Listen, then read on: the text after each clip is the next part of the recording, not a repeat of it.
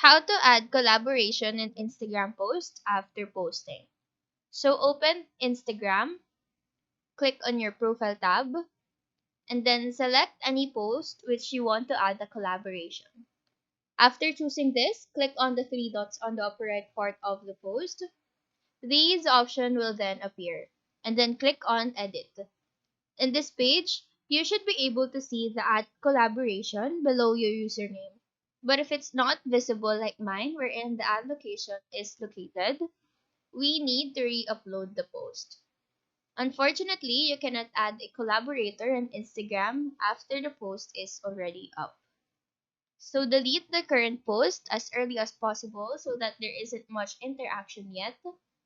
After deleting, go ahead and make another post with the same photo, caption, and everything.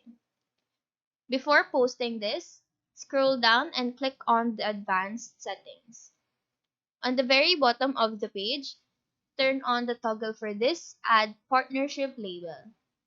Go back once, and in the Tag People section, you can now invite a collaborator. So that is all for this tutorial. Do let us know if this video helped you out. And if you have any questions, feel free to drop them down below. Thank you for watching and have a nice day.